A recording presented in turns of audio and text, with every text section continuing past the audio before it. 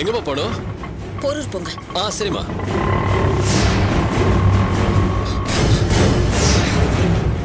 சைட்டா. போன போட்டு வண்டி வர சொல்லு. டேய் வண்டி எடுத்துட்டு சீக்கிரம் வாடா.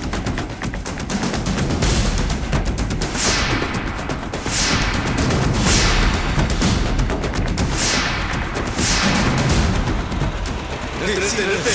டேய் ஏறுடா. டக்குனு சீக்கிரம். வண்டி ஏறா. டேய் ஏறா சீக்கிரம். டேய் அந்த ஆட்டோவை ஃபாலோ பண்ணு. சீக்கிரம் போ சீக்கிரம் போ. போது பாரு போ.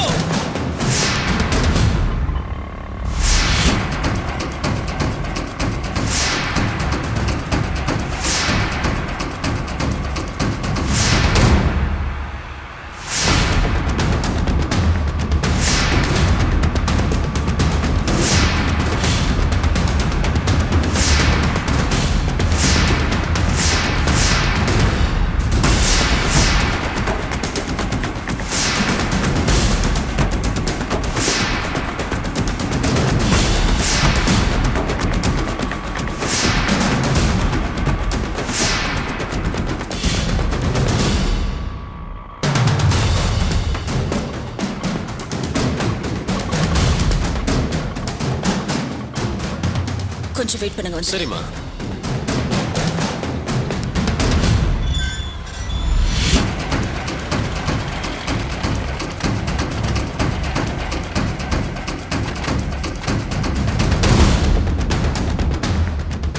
என்னடா அந்த பொம்பளை துரையான வீட்டுக்குள்ள போகுது?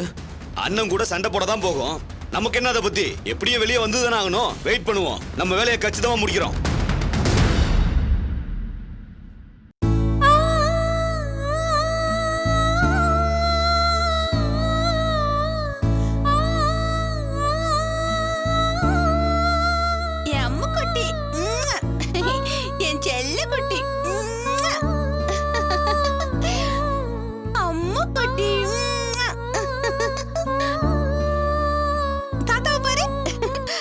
சஞ்சய் மாதிரி இருக்காலங்க.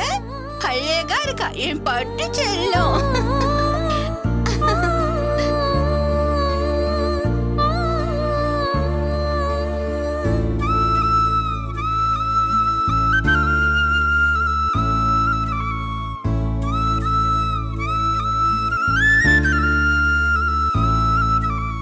சுந்தரி வாமா, வா வந்து உட்காரு.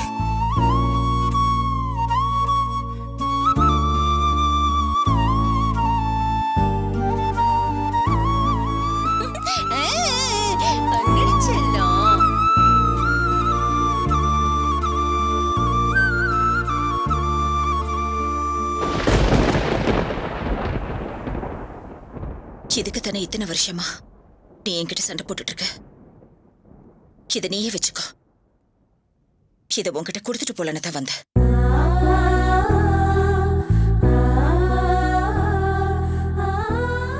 சண்டை சண்டை சண்டைன்னு போட்டு 25 வருஷத்தை ஒண்ணும் இல்லாம பண்ணிட்டேன்.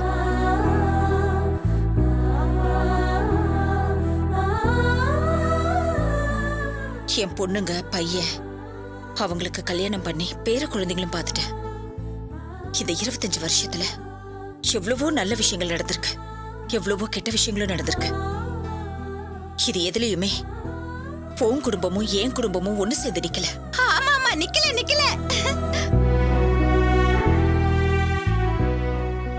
நீ மட்டும் சண்டை போடாம இருந்திருந்தா நம்ம எல்லாரும் ஒரே குடும்பமா பொண்ணா சேர்ந்து எவ்வளவோ விசேஷங்களை சந்தோஷமா நடத்திருக்கலாம். ஆமா நடத்திருக்கலாம்.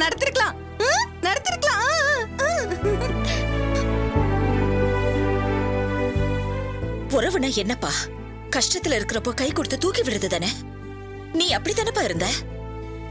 என் புருஷன் செத்த உடனே என் 3 குழந்தைங்களை வச்சுட்டு நான் தனி மரமா நின்ன.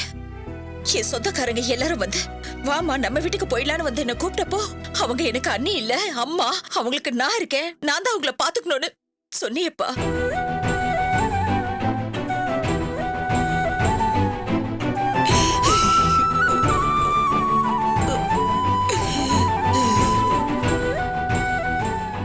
சத்தியமா சொல்றேன், அன்னைக்கு நீ சொன்ன வார்த்தை உன் மனசுல இருந்து வந்த வார்த்தை. அப்போ நீ எங்க மேல வச்சிருந்தது உண்மையான பாசம். அந்த பாசத்துல துளி கூட பொய் கிடையாது.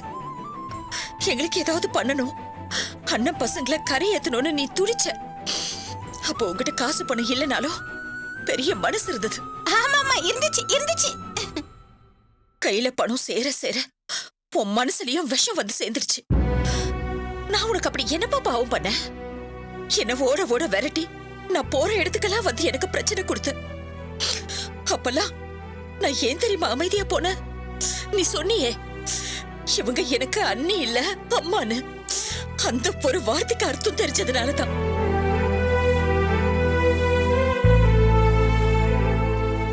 இப்பவும் நீ முழுசா கெட்ட ஆள் கிடையாது.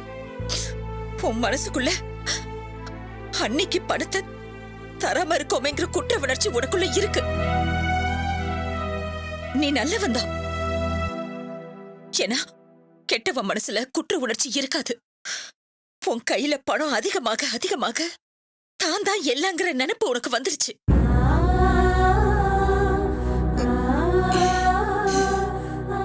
நானும் வீம்பு பிடிச்சேன். நான் அப்படி வீம்பு பிடிக்கலனா என் பிள்ளைங்களை என்னால காப்பாத்திருக்க முடியாது. எல்லாரும் முன்னாடியும் என் பிள்ளைங்களை நல்லபடியா வளர்க்கணுங்கிற வைராக்கி எனக்குள்ள இருந்தது. உன் காலில் விழுந்து மன்னிப்பு கேட்கறதுல எனக்கு இந்த கௌரவ குறைச்சலும் இல்ல தம்பி. பணம் பணம்னு அலைஞ்சியே, இத பணத்தை வச்சுக்கிட்டு நீ என்ன சந்தோஷமா வாழ்ந்துட்ட? உன்கிட்ட வீம்பு பிடிச்சி நானும் தான் என்ன சந்தோஷமா வாழ்ந்தேன். உன் கண்ணு எதிர இப்படி குழந்தை மாதிரி விளையாடிட்டு இருக்காளே, இவ இப்படி இருக்கிறதுக்கு யாரு காரணம்? நீதான் காரணம். ஒவ்வொரு தடவையும் வசந்தாவ நினைக்கும் போதெல்லாம் என் மனசு எவ்வளவு கஷ்டப்படுது தெரியுமா? ஐயோ, இவளை வச்சுட்டு நீ காலம் புற என்ன கஷ்டப்பட போறியோன்னு வருத்தப்பட்டுக்கிட்டே இருக்க. சாஞ்சாடம்மா சாஞ்சாடு, சாயக்கிளியே சாஞ்சாடு. பையன் செத்து போயிட்டான். இருந்த ஒரு பொண்ணும் உறவே வேணான்னு வீட்டை விட்டு போயிட்டான். இன்னொரு பக்கம் பொண்டாட்டி புத்தி சுவாதீனம் இல்லாம போயிட்டா. நாம மட்டும் ஒன்னா இருந்திருந்தோம் இது எதையுமே நான் நடக்க விட்டுருக்க மாட்டேன்.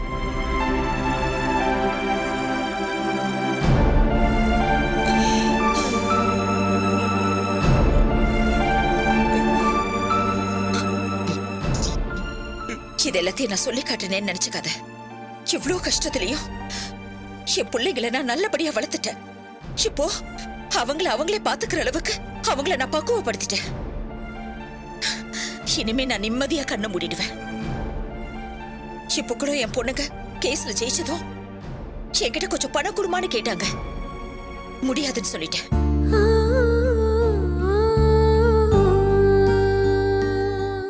என் பிள்ளைங்களுக்கு இந்த சொத்து தேவைப்படாது தம்பி.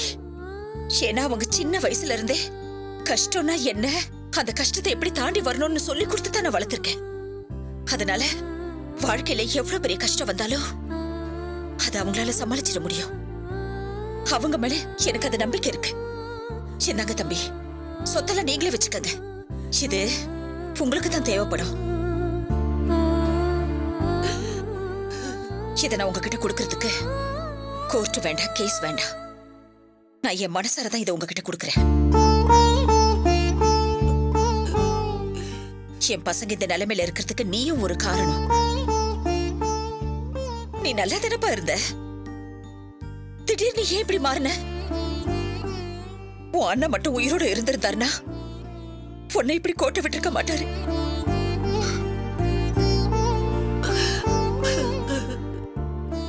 சஞ்சய்க்கு எதுவும் ஆயிடக்கூடாதுன்னு தான் ஒரு வாரமா கோவில்ல விளக்கு போட்டு வேண்டிட்டு இருந்தேன். ஆனா அதுக்கு எந்த பலனும் இல்லாம போயிடுச்சு. நான் என்னைக்கும் உன் குழந்தைங்க ஏன் குழந்தைங்கன்னு பிரிச்சு பார்த்ததே கிடையாது. எல்லாரையுமே ஏன் குழந்தைங்கள தான் நான் பார்த்தேன். எல்லாருமே எனக்கு ஒண்ணுதான்.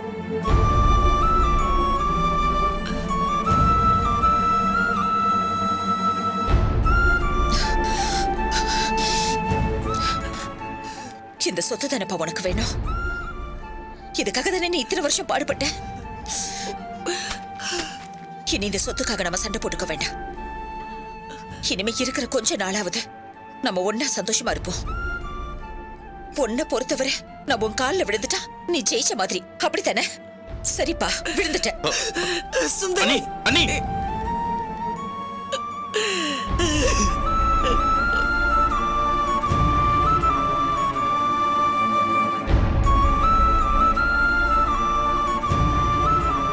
ஏய், இந்த பொம்பளை வந்துருச்சு. ஏறா.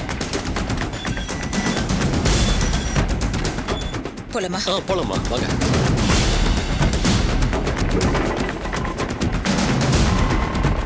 ஏய், சீக்கிரம் போ. ஆட்டோ ஃபாலோ பண்ணு. சீக்கிரம்.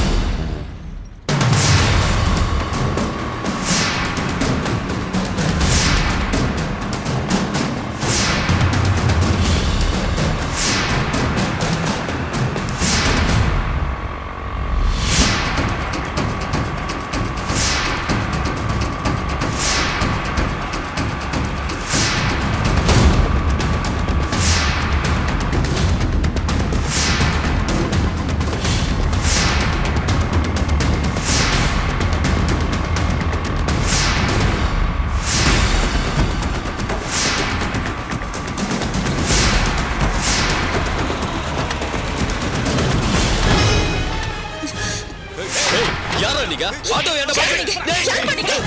ஐயோ, யார் நீங்க? தூக்கல. என்னப்பா இது? யார் நீங்க?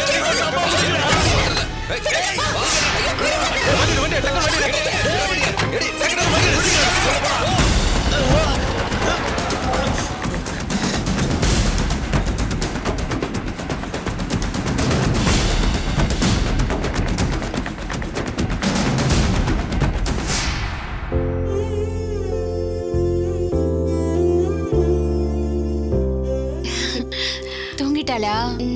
சரி சரி தூங்கட்டும். இந்தா குடி. அம்மா சூடா இருக்குமா? சரி குடு, மாத்தி தரேன். ஆ, திவ்யா, அம்மா ஏன் இன்னும் வரல? எங்க போனாங்கன்னு தெரியுமா? தெரியல அண்ணி. எதுக்கும் நீ ஒரு ஃபோன் பண்ணி பாருமா. ஆ,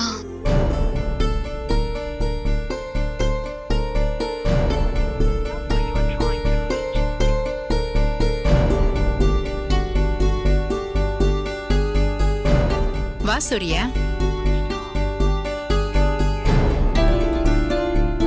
உட்கார் சூர்யா.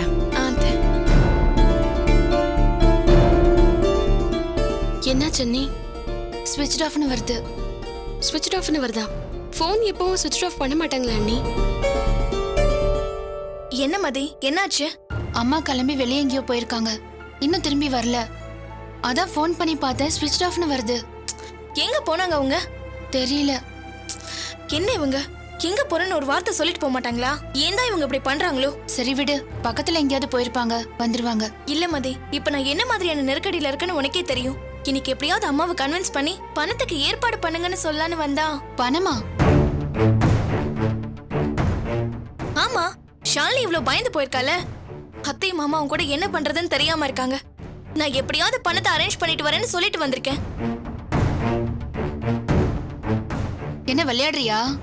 இதுல அவங்க பிரச்சனை. இப்ப நான் எவ்வளவு பெரிய சிக்கல்ல இருக்கேன்னு உனக்கே தெரியும்ல. எனக்கு இப்ப இமிடியேட்டா 40 லட்சம் ரூபாய் வேணும். அதுக்காக தான் நான் அம்மாவுக்காக வெயிட் பண்ணிட்டு இருக்கேன். இங்க பாரு மதி, உன் பிரச்சனையை எப்ப வேணும்னாலும் சரி பண்ணிக்கலாம். ஆனா ஏன் பிரச்சனை அப்படி இல்ல. எனக்கு இமீடியட்டா பணம் தேவைப்படுது. ஏன் நீ இவ்வளவு செல்ஃபிஷா இருக்க? எனக்கு பணம் தேவைப்படுறப்பதான் நீயும் கேப்பியா? நான் இது வரைக்கும் எனக்கு அம்மா கிட்ட எதுவுமே கேட்டதில்ல, தெரியுமா உனக்கு? நான் மட்டும் என்ன இங்க இருக்கிறதுல அப்படியே கொள்ளையடிச்சிட்டு போயிட்டேனா? ஏன் நீ புரிஞ்சுக்காம பேசுற? உனக்கு பணம் வேணும்னா உன் மாமியார் வீட்ல அரேஞ்ச் பண்ணிக்க வேண்டியதானே? ஏன் நீ போய் உன் மாமியார் வீட்ல கேட்க வேண்டியதானே? என்ன சூர்யா, பேச்சுல ஒரு மாதிரியா இருக்கு. இங்க பார், நீ அப்படி பேசினா நானும் இப்படிதான் பேசுவேன். என்னடி ஏட்டிக்கு பொடியா பேசுறியா? இங்க பார், நீதான் இப்ப தேவையில்லாம பிரச்சனை பண்ணிட்டு இருக்க. கொஞ்சம் நிறுத்துறீங்களா? நீங்க 2 பேரும் ஏன் இப்படி இருக்கீங்க? வெளியில போன சுந்தரி இன்னும் திரும்பி வரலையேன்னு வருத்தப்படாம நீங்க பாட்டுக்கு சண்டை போட்டுட்டு இருக்கீங்க. அத்தை, நீங்களே சொல்லுங்க, நான் பணம் கேக்குறப்பதான் இவ்வளவு வந்து கேட்கணுமா? இங்க யாரோட பிரச்சனை முக்கியமோ அவங்களுக்கு தான் பணம் உடனே தேவை. அப்படி பார்த்தா என் ப்ராப்ளத்தை உடனே சால்வ் பண்ணி ஆகணும். சூர்யா, நீ வேணும்னே என்ன டென்ஷன் பண்ணிட்டு இருக்க. இனிமே நான் உன்கிட்ட எதுவும் பேசுற மாதிரி இல்ல. எதுவா இருந்தாலும் அம்மா கிட்ட பேசிக்கிறேன். இங்க பார், நீ என்ன வேணா பண்ணிக்கோ. நான் என் மாமியார் வீட்ல இருந்து வரும்போது பணத்தோட தான் வருவேன்னு சொல்லிட்டு வந்திருக்கேன். நான் பணத்தை வாங்காம இந்த இடத்தை விட்டு நகர மாட்டேன். என்ன நீ திரும்ப திரும்ப சொன்னதே சொல்லிட்டு இருக்க? எனக்கும் இந்த சொத்துல பங்கு இருக்கு. என்ன நீ பங்கு அதுன்னு புதுசா பேசுற? கேஸ் போட்டது நான். இது எல்லாமே என்னால வந்தது. ஓ, உன்னால வந்ததுன்னா அப்ப எல்லாத்தையுமே நீ எடுத்துட்டு போலான்னு பாக்குறியா? அப்படின்னு பார்த்தா நீ கேஸ் போடும்போது அந்த பாஞ்சாலி சோமு உன் கூட தானே இருந்தாங்க. இப்ப அவங்கள கூட்டிட்டு வர முடியுமா உன்னால?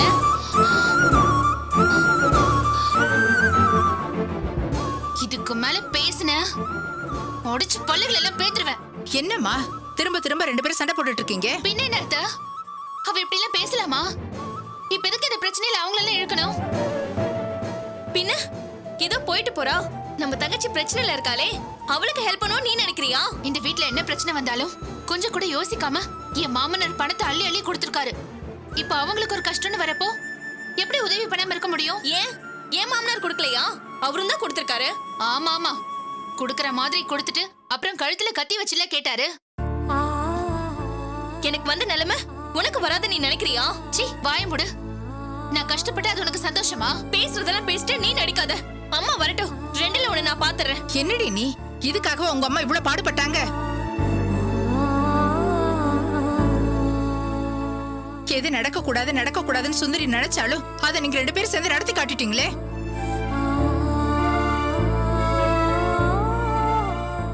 ஏன் பொண்ணுங்களும் இதே மாதிரிதான் ஒரு நாள் உனக்கு பணம் வேணும் எனக்கு பணம் வேணும்னு ஒருத்தருக்கு ஒருத்தர் சண்டை போட்டு நின்னாங்க.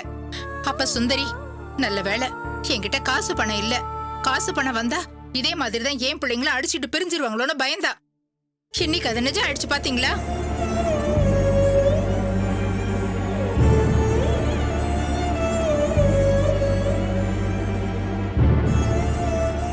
அன்னைக்கு காசு பணத்துல சுந்தரி ஏழையா இருந்தாலும் சந்தோஷத்துல பணக்காரியா இருந்தா. ஆனா இன்னைக்கு நல்ல வேளை நீங்க இப்படி சண்டை போட்டுட்டு நிக்கிறத சுந்தரி பார்க்கல. உங்களை மட்டும் அவ இப்படி பார்த்தா மனசு ஒடிஞ்சு போயிடுவா. இத பாருங்க, அவ முன்னாடி விளையாட்டுக்கு கூட இப்படி சண்டை போட்டுக்காதீங்க. ஹேமதி, இதுக்காக நீ கேஸ் போட்ட?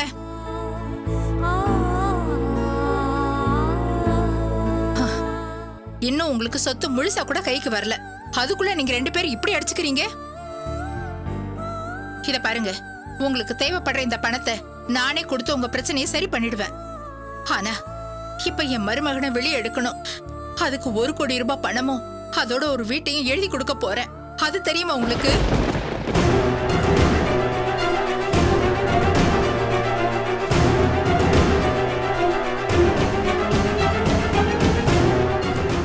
அதுக்காக தான் இங்கேயும் அங்கேயும் ஓடிட்டு இருக்கேன்.